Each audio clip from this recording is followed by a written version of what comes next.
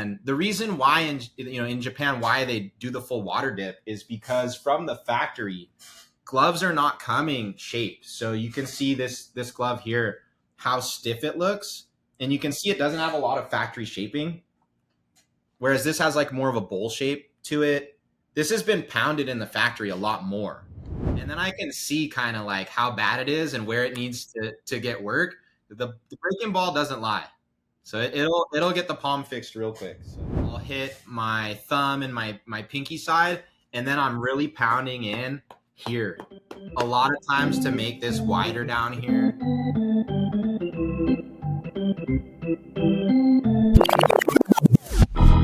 All right, I am Ben Loafman, your host of the Beyond the Glove podcast. We are back with Matt Walden for part 2 of our series with him of podcast episodes.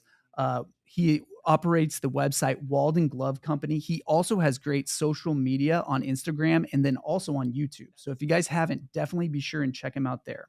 So this episode is going to be a little bit different than our last one. In the last one, we went ahead and let Matt kind of chronicle his journey that he took from growing up, and then also where he actually moved to Japan and was able to get exposed to the Japanese sporting goods culture, specifically around baseball gloves. But we're going to actually let him talk about some of the bread and butter of his website, waldenglove.com.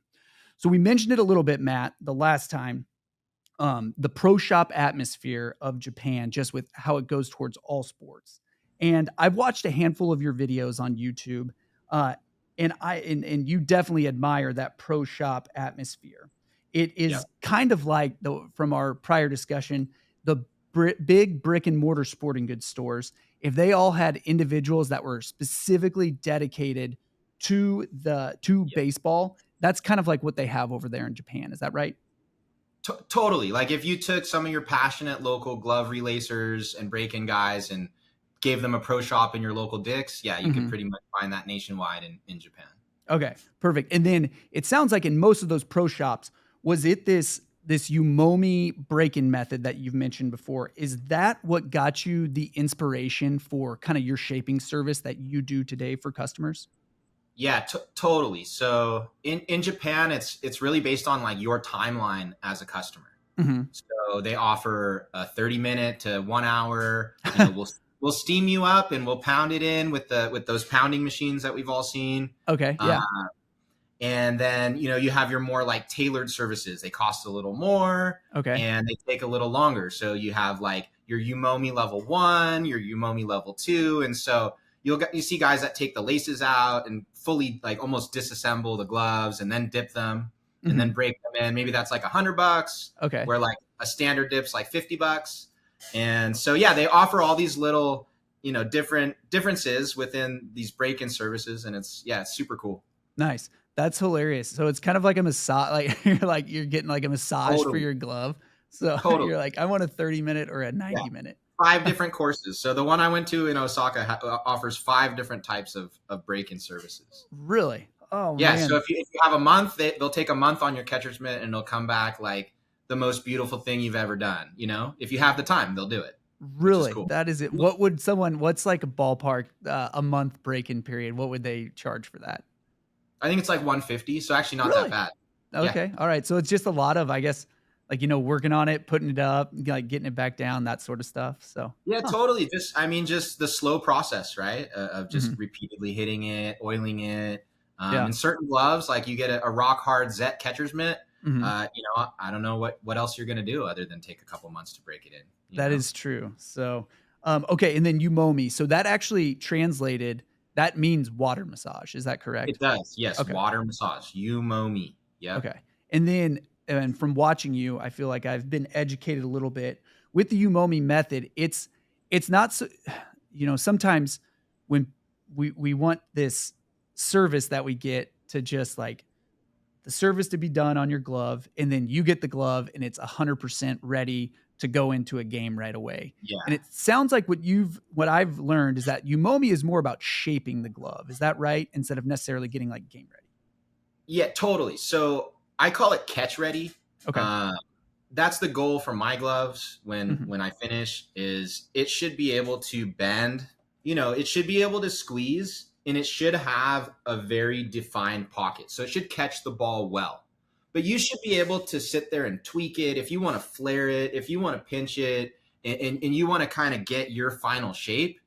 I think it should take about, in my opinion, like a couple days, maybe 3 days if you're in a hot, sweaty environment of taking infield, maybe a week of practice. And I'd be very comfortable to take a good, Yumomi shaped break-in glove and get that into work. But yeah, I mean, like for me, I want them to come back to the customer. I want them to be able to take them to the field right away and just be able to kind of tune them in to their final liking. Mm-hmm. Nice. That's awesome. Yeah. And then, so when you have your customers, so you offer a break-in service. Is that correct? That's right. Yeah. And so they will send the glove to you. So you'll get it. You'll do the Yumomi method, which is you dip the glove like straight into the water. Is that correct? So fully dip and then shape it. And I don't even, honestly, it takes me less than 10 minutes per glove. It's about 6 or 8 minutes total time of actual pounding. I only hit a few spots and I hit them really hard. And, I have my process, but for me, the less hitting, the better. I try to really just get the necessary points for each pattern so that it folds the right way and how the customer wants it to is very important. And so by hitting it the right way for that type of break-in, when it comes back dry, it doesn't look like it's been hit very much at all. It's super smooth. The palm, like the glove still looks super clean. And you're able to now kind of just reinforce like what you did. So the break points that you made, you can now feel like, okay, it wants to bend that way. And then you can kind of just work on it by hand and it'll loosen up really quick. And that's the cool thing, because you've done all this work while it was wet, you don't damage the glove. And then it's just ready to open and really like continue reinforcing that really good closure that you kind of shaped into it. Mm-hmm. Nice. And so when your customers send it to you, they'll tell you, so they'll be like, I wear it like 2 in the pinky or something like that. So you'll know exactly how to get it shaped for them. Yeah, totally. So I have quite a bit of dialogue with my customers. I love the customers that give me more, specifics, information. I love to get, pictures of their previous glove, videos of how their previous glove closed, and then even how they're going to wear their current glove. And I love the customers that write me letters and stuff. Like I got a great letter today from a high schooler. I'm going to break in his all-star catcher's mitt, and he's going to wear a Vulcan, which is cool. And so nice. Just those kind of details help me out a lot. Cause we want to put a glove on the field that's going to be like, their best gamer ever. That's the goal. Yeah. And so what would be your piece of advice? So I'm sure you know this, but a lot of people in the glove market still today, although I think this is kind of going away, people are frightened of water getting on their glove. Oh yeah, I know. What is your piece of advice for anyone that's just hesitant about getting some water on their glove to help break it in? I don't know. You know what? The more expensive the glove, the less hesitant you should be. Okay. It would be my thing to say. Cheaper gloves, sure. Like be scared. They trap water, they mold. But expensive gloves, go for it. And water dries. So there you water go. dries. That's perfect. And maybe you might have just answered my next question, but I was going to kind of ask for like candidates. So if someone's thinking about, they might go watch some of your videos and maybe interested in doing the Yumomi method on their own. Yep. Are there any gloves that would not be a candidate for like this method? Like I'm just thinking in my head. So a popular glove we sell is like a Rawlings R9, $130 price point. Is that one that would really, you do the Yumomi method too? No. And so I get those in all the time for youth break-ins. That's actually one of my most recommended gloves is that Rawlings R9. And no, I just break those in dry. There's no need to get those wet until you get into your Heart of the Hide or A2000 and above. I would not need to dip. I mean, you could dip like at A1000 level, but the level of felting inside is kind of more recycled. It's that kind of, it's not white, it's not new, and so it traps water a lot more. And that leather is also more processed. It's not open grain leather, so the water doesn't want to come out as much. So that's why the more expensive gloves work better, is because their leather's better. It's actually the pores are much more open and the water can come out of the glove. Gotcha. And so that's really interesting. So the internals on are like high end gloves, are those usually better to the point where like the water, like it's not going to get in there and get moldy and stuff like that on a customer? Correct. Yeah. So the better the quality of the glove, and kind of, so why I say Japanese gloves are the best is Hmm. because the palm and the liner on Hmm. most Japanese gloves are going to be the same. So if it's steer, you have the same thickness, same gauge of steer here and here, and Hmm. usually no like big palm pads or liners. Okay. And so that helps a lot. So any glove that has the same palm and internal liner is going to be, or no liner is going to be the best gloves. So Okay. stiffer, heavier weight with new, better felting is going to work much better. Okay. Nice. And then I've been wondering this as well. So I have this glove here that I just found from our just we have a bag of gloves out in our warehouse, and this glove unfortunately has sat like this for a number of years. For those that aren't watching, I just have a glove that we just it's flat as a pancake right now. Can the Yumomi method, like with this type of glove here that's been pressed flat, can it fix like a poor break in or something like that? Yeah. So totally it can. And you just need to make sure that it's the right quality glove and that you get all the water out, squeeze the padding when you're done, but 100%. So Yumomi, when you have a glove uh, like that and you get it fully wet, yes, you can completely reshape it. And the reason why in Japan why they do the full water dip is because from the factory, gloves are not coming shaped. So you can see this glove here, how stiff it looks, and you can see it doesn't have a lot of factory shaping, whereas this has like more of a bowl shape to it. This has been pounded in the factory a lot more. Um, and so the Japanese gloves, like this is a Mizuno crafted, and you can see the web, it's kind of flat, it's not really looking that great. Well, that's because it hasn't been shaped at all. And so the store is going to shape it for you. If you want your fingers more flat, they'll make them more flat. You want a bowl shape, we'll make it a bowl shape. If you want it two in the pinky, you want to wear it deep, or you want to wear it off the hand, it's really up to the customer. And so that's why the gloves come unshaped, and that's why we do all the shaping kind of at the pro shop. Mhm. Nice. That's cool. I wish, I know that the way that the US customer kind of wants to get their glove, they already want it kind of that shape going a little bit. But I Yeah. wish for me personally, like I want my glove, my new glove to be just rock solid. I Yeah. love that you can just get it right off and it's fully by the time you got that broken in, it's like fully your glove by the Yeah. time that you're done. Yeah. That's cool. And that's awesome to know that you can fix these gloves that might have a poor break in. I've always Totally. thought, like, I've had some buddies, I can do some basic relace, and they'll send me a glove for me to relace, and I get it, and I relace it, and it looks better, but it's like, "Man, I wish that I could fix your break-in because it's so terrible right now." But now I know that, and now there's a little method to it, so I appreciate it. You've helped me and my friends. I'll give you one more tip if you have a second. The break-in ball itself, actually, for bad break-ins, this is the first thing I do when I get a glove in that isn't broken in well. I just throw the ball, and then I can see kind of like how bad it is and where it needs to get work. The break-in ball doesn't lie, so it'll get the palm fixed real quick. So that's just another tip. So say that again. So with that break-in ball, so for those of you that aren't watching, so what Matt makes, I was actually going to ask about this later, but we'll just go into it right now. So Matt on his website, he has these products. They're called break-in balls. And why don't you go ahead? You'll explain it better than me. Go ahead and explain what it is. So it's an oversized ball. So it's a 10-inch ball, and it's heavy and it's wood. So it's like a mallet you can throw. So if this is like, kind of funky, I can see right away. I'm not throwing it in the pocket. I want to throw it in the palm. I want to throw it down here. And I can see immediately, like, does it have a smooth palm? And so very cool about the breaking ball is if you break it in and you throw it in the palm, you throw it up in the pocket, it's going to give you a catching surface where you don't get palmed anymore because that ball's coming in. You're going to catch it before it gets to your palm because it has a catching surface all the way in. So the break-in ball gives you like not just a good break-in and a good pocket, but I firmly believe it gives you like actually a better performing glove because you have the whole palm is basically catching surface when you break it in that way.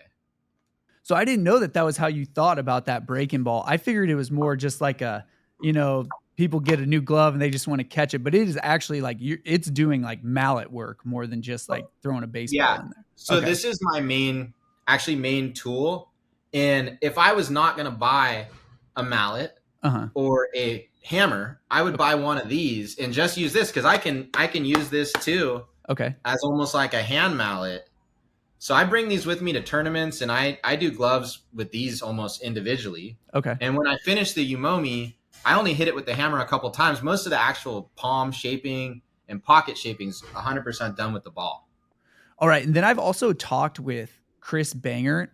He was on our podcast a number of episodes ago, and he actually talked about the break-in ball. And I thought was super cool and novel of your balls is that I guess you could say they're less invasive than a baseball would be, where it's got the seams.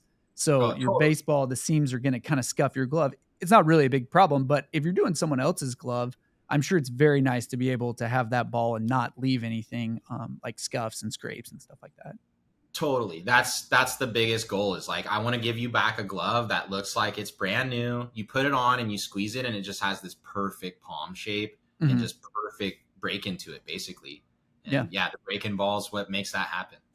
Nice. That's perfect. So we'll just keep going on this. We'll just keep talking about your tools since we're already on them here. Yeah. So we got those break-in balls. You also offer the glove hammer, which we've talked about before. Why don't you go ahead and pull it up here for those watching?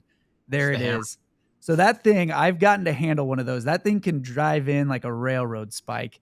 It is quite a weapon, you could say. But one thing I do have, so I want to say like it is super satisfying. So I have a mallet here. It's just your standard mallet that you would buy at a big brick and mortar sporting goods store. It is satisfying to get a glove on your hand, get your mallet and just start smacking. But I feel like that might not be what that hammer is for. What's your hammer going to do? What's its purpose? The hammer is my main tool for hitting my break points. Okay. So break points and then widening the fingers. So a lot of times I'll hit my thumb and my pinky side, and then I'm really pounding in here. Okay. A lot of times to make this wider down here, like a lot of the focus goes into the palm and into the pocket, and then this ends up not wide enough. So I want my base nice and wide and pound it in so I get this big bowl shape. So I hit this basically for all your hard hits.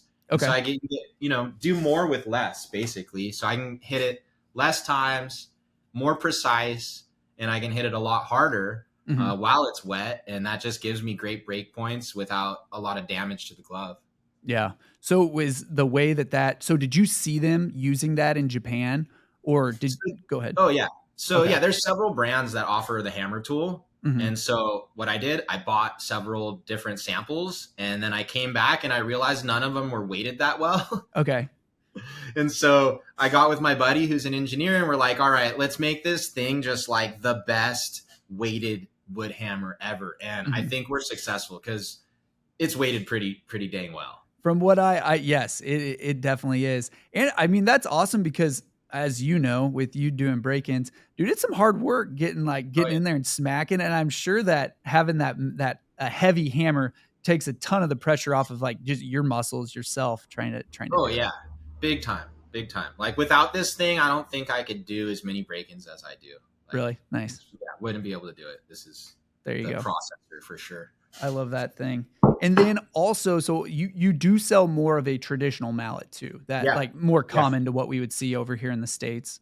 Nice. The do you call it the teardrop or what? Teardrop. You can see this kind of great shape. And so it's got the ball head and then it's got the ball head, right?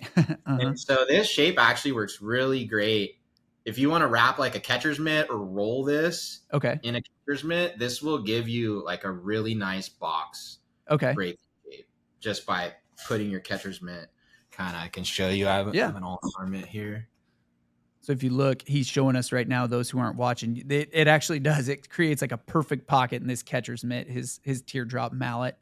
With that mallet as well, I'd never seen anybody do this before, but on a regular glove, I saw you had like the glove's fingers and you were using it almost like a rolling pin. It looked like.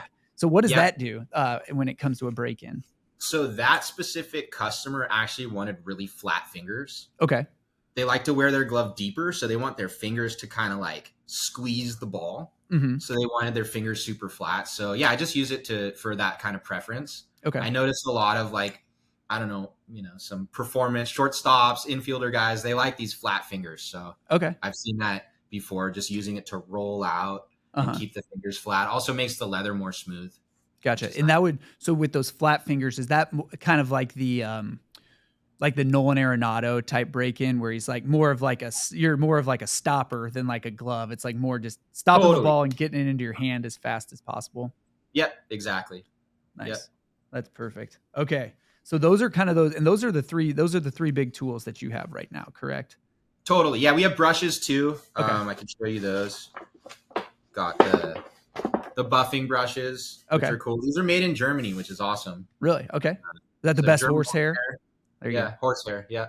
Nice. And so there's 2 different colors. They're actually the same like density or texture, same coarseness. This is just for, if you do a camel glove and then you do a black colored glove, you don't want to put the black colored glove brush onto your camel glove because you're going to get transfer. So that's just for you to remember, like this is for the camel gloves.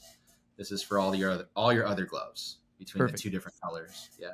Gotcha. And that's going to be more for if you're doing like a glove cleaning or something, like someone sent you a glove that's like old and dirty, or go ahead. Yeah. I mean, so this is my glove that I use, and you can see it's ridiculously shiny. So I buff my gloves when I'm done breaking them in. I buff my customers' gloves. What that does is there's natural oils in the leather, right? Okay. So we put conditioners, and those put the oils back in to the leather. When we buff the glove with a really nice, essentially a shoe brush, we're bringing that oil up to the surface. Okay. And it creates a protective barrier. So a buffed glove is going to get a lot less dirt. So this glove's actually pretty dirty. I mean, it just goes in my bag and it's down at the field all the time. But because I continually, brush it off, and I learned this in Japan from playing, on that Nanshiki team. Yeah. After every single game, our glove guru on that team, Masa-san, he's out there buffing his glove. So I'm, why are you doing it every time, Yeah. And he said, well, every time, just a little bit, then your glove will never get dirty. Just the dirt will not go into the pores. And so that's why I do it. So my gloves always pretty much stay clean. Dude, that's awesome. It's like glove. Now we got like glove. It's like glove care, almost like beauty products now that we've got with your brushes to keep it. That's awesome. That's cool. I did not know that was that. I just figured that people would use that for, if they're cleaning a glove that someone had sent in that was dirty or something like that. But that makes sense. If you just do a little bit of cleaning at a time, it'll for sure stay in better shape. I'm excited. I think I need one of those for my glove. I have a dirty old blonde. I'm sure people have heard me talk about it on here before. My EL3 A2000, and I might need to get a little brush to buff it out. Right. So. You're EL3 guy. I got one right there. Oh, is that it? Oh, you have the game spec. Yeah. Yes, dude, that's awesome. They also made a black and like with Carolina blue logos at one time. That was fantastic as well. I got a Wilson Staff one too. If you got a quick minute. Oh yeah. Go ahead. Let's show it to those who are watching here. Show it. So this is the 1787, but it's with the lace single post, so kind of like an EL3. So Wilson Staff custom. And while we're here and you're showing the Wilson Staff, so those are the gloves that Wilson makes. Those are they're like Japanese models, correct? That are most of the time sold directly in Japan, correct? Correct. Yeah. So this is a Japanese custom hardball model. Okay. In their like most expensive kip leather that they don't offer in America. So this was like a glove that I just wanted to get for a long time. Nice. And every once in a while, I believe on Wilson's site, they'll sometimes list those for sale. Is that correct? Yes. And if they do, go get them. Like, do not sleep on those. Those are really good gloves. Nice. I do like that logo that they have on those. Yeah. Cool. And then, so I had previously also asked this question of Chris Banger, and we're kind of going back to the very beginning here, but I feel like we need to ask you because I feel like you're the ultimate source on it here in the United States. So the Japanese glove, I want to hear from you. So what is the all-encompassing definition of the Japanese glove? So the Japanese glove it should be, right, custom ordered. Okay. So whether it's a stock order by a shop, right, and you buy it from retailer, but it should be ordered. So number one, somebody should order it. Okay. Number two, somebody should build it, meaning there should be a single individual at that factory that assembles your order. Whether they stitch it or not doesn't matter. There should be somebody pulling the raw materials, getting your raw materials cut, and overseeing your assembly line, right? And then when we talk about materials, it should be the best leather. To really be a premium Japanese glove, it should be premium American steer hide, tanned in Japan, or European kip. And there's some other specialty leathers, but that's pretty much, there's two main leathers, right? Tanned in Japan. And then when we talk about construction, all of our leathers should be the same, from our internal palm, our palm outer, palm inner, and I think that's pretty much it. Like, that's the main, is that our palm and our inner is really like the same leather. All of our leather is the same. Gotcha. Okay. Yeah. And then, so for you with for the Japanese gloves, do you think it's so much, so you can have a Japanese glove that's made in a more popular US pattern? So like with the, you know how in the United States, we like them a little deeper than they usually do in Japan. Okay. Yeah. So I don't think patterns really matter anymore when it comes to like you can have an American manufacturer that offers Japanese style patterns. There's Japanese manufacturers that are definitely investing right now in more of this American style pattern. You see Wilson Staff came out with a new 1723. It catches similar to like a Rev, where the pocket's really in the middle. So that trend of like more bowly, big bowl, catch it in the middle, two in the pinky type of trend is definitely going to the Japanese gloves right now. And it may not be evident because the gloves may still look super Japanese in a sense, but the way the shape is going right now is definitely going towards this bowl, catch it in the middle kind of trend. Gotcha. Do you think on the Japanese front as well? Because I know you would know this, but over in Japan, my understanding is they teach a lot of like two hands. And then usually, so I'm holding up a glove here. They have usually pretty wide, like their right here, the palm or it's really wide, right where your hand goes in on the heel, right there. Is that usually how because they play a little different than we do? So that's like, again, more traditional Japanese shape is like this way, and then two hands and pivoting, right? Catching it here. But I think it's changing. I think a lot of the younger, like MLB is going to create the trend for the world. All the best infielders play in Major League Baseball. And so even though NPB has great infielders, definitely the trend in Japan right now is like Wilson, 1786s, and that type of shape is starting to push, and they're starting to really, teach fielding with one hand through a little bit more for the infield is what I see right now. Actually, the trend's going American in Japan. It's funny because in America, the trend's going Japanese, but in Japan, like Wilson's probably selling more American Wilsons in Japan than ever right now. Really? that's fascinating. Or hot. Yeah. That is really cool. Nice. Yeah. All right. So in addition to running Walden Glove Company, I think Matt also has some exciting news for all of us as well. Go ahead, Matt. Share with us what you got coming. That's right. So we've been working on this for about a year. It's called Slaps Glove Company. And so we've got limited one-of-one custom-made gloves. So traditional patterns with absolutely the best leather you can get. All of our gloves are going to come with this hang tag. That's this Japan leather pride hang tag, which certifies this is some of the best leather available in Japan. And we're launching at about $450. So these are expensive, full quality Japanese gloves. We've got catcher's mitts, we've got infield, and we've got outfield to start, about 5 patterns to start with. Nice. That's awesome. And I gotta ask, so Slaps, I love that name. What inspired the name Slaps? So the Walden Glove tools and Walden Glove break-ins totally inspired it. Locally we say that our gloves slap. All the gloves broken in around here, they're super loud. The break-in ball gives it a super loud pocket. And so when we started working on gloves, we're like, let's just make let's call it slaps.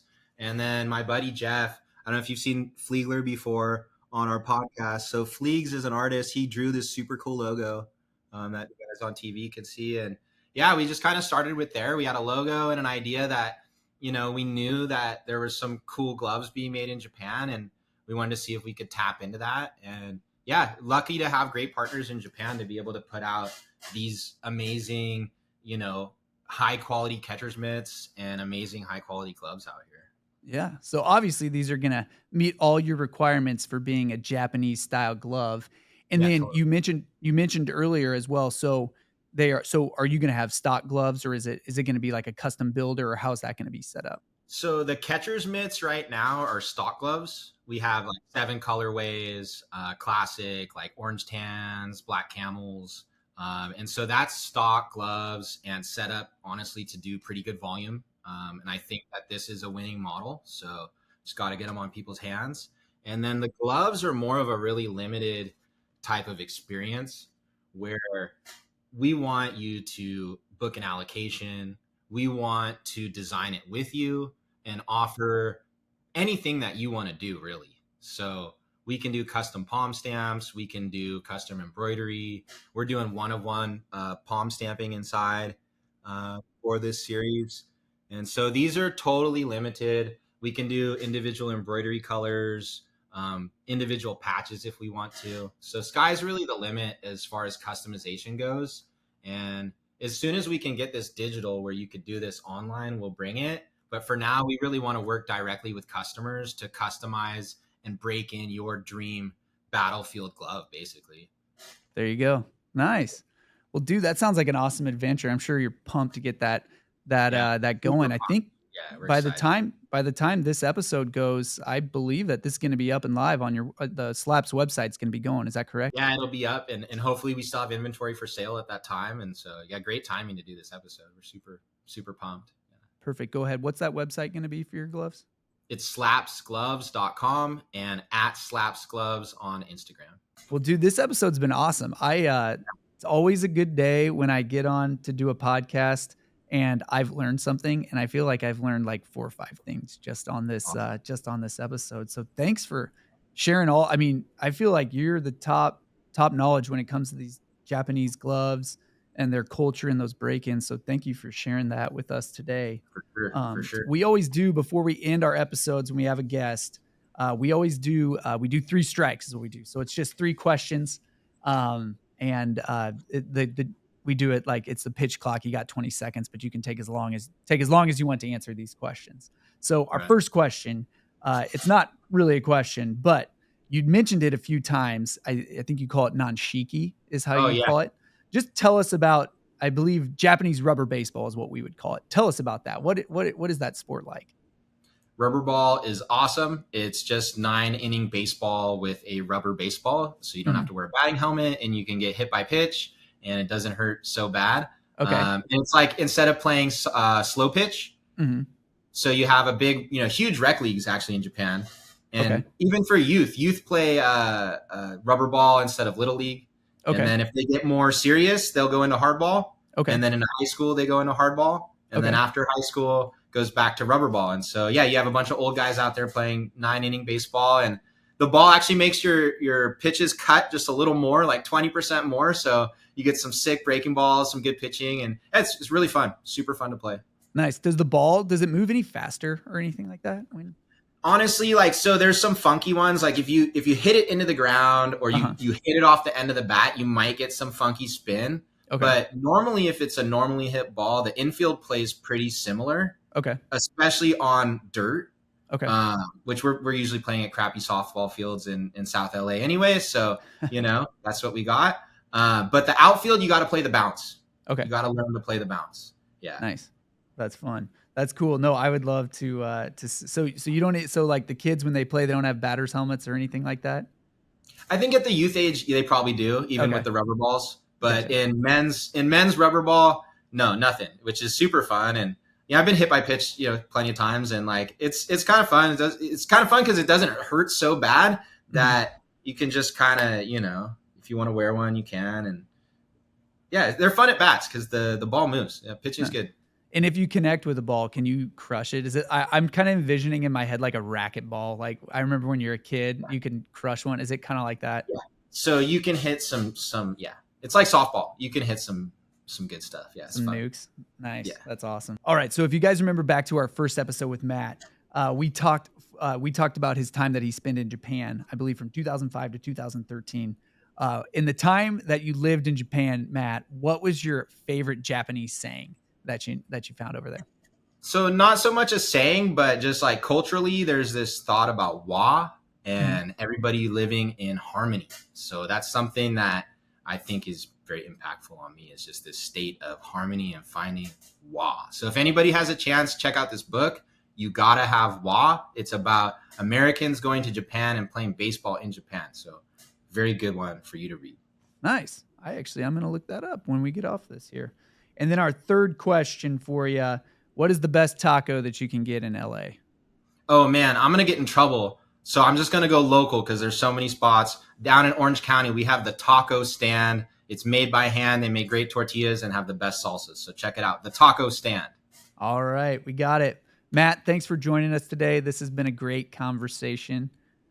For all of you who are listening, definitely go ahead, spread the podcast, tell your friends, anybody that you know within your baseball community or anybody that loves gloves. This is definitely the podcast for them.